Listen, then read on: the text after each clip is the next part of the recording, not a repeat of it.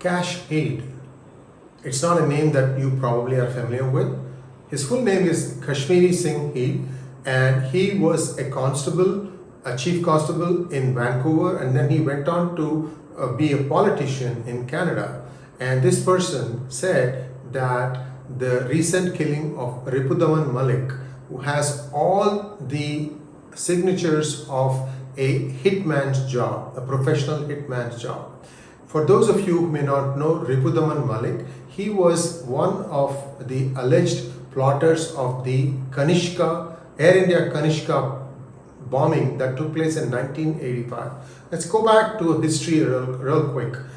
In 1984, towards the end, we saw the assassination of Indira Gandhi, and the Sikh community felt outraged that she had ordered the troops into the Golden Temple to eliminate some people who had stuck there, like Sanchin and Bhindranwale, and the Sikhs felt that just assassinating Indira Gandhi was not enough, that more had to be done. And in 1985, two set of bombs took off, one aboard the Air India Kanishka, and this plane went down near off the coast of England with all its passengers on board. And another bomb, also intended for another Air India flight, actually exploded on the tarmac in Tokyo airport. So what had happened in that case was that the flight was running late, so the Air India flight was running late, so the crate that had the bomb did not get loaded inside the plane and just exploded on the tarmac. Luckily, no one was hurt there. So this was the overall plot. Now, this person was acquitted of all charges in 2005. Now it's 17 years, and suddenly we hear that he has been shot down execution style. Nobody knows the reason as to why Ritudaman Malik was killed, but the fear that is growing, having seen some other similar hit jobs. For example, a Baloch politician was killed in Toronto. In fact, there are some areas in Toronto where nobody can go except the members of that particular ethnic community.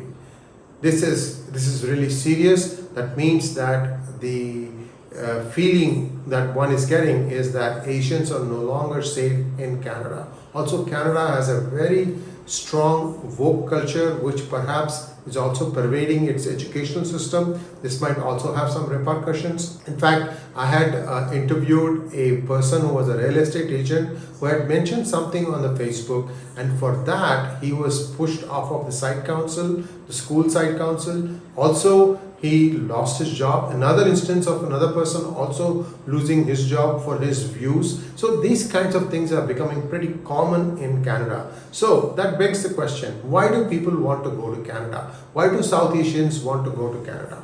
Well, it turns out that Canada is always on the lookout for more people.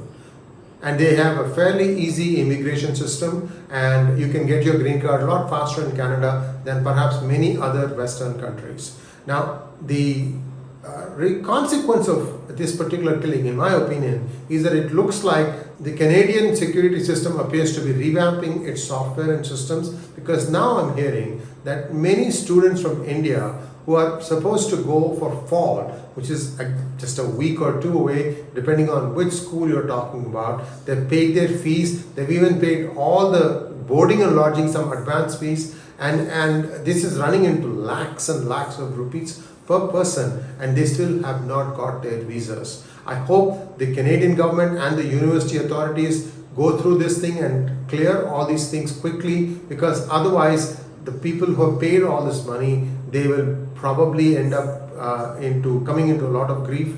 If they can't go to Canada, but they've already paid their fees, then they can't go and join any other university system. And if they are asked to defer by a semester, they lose a semester, and that's not a good thing, because we are all coming back out of COVID, and many such universities depend on their foreign students for their revenues. This is the black and white facts of life today. Many American, Canadian, British, Australian schools are now dependent on foreign students coming and taking courses and studying there, because they get charged out-of-state tuition that's exorbitant, and they feel that they can get a better life with a degree abroad.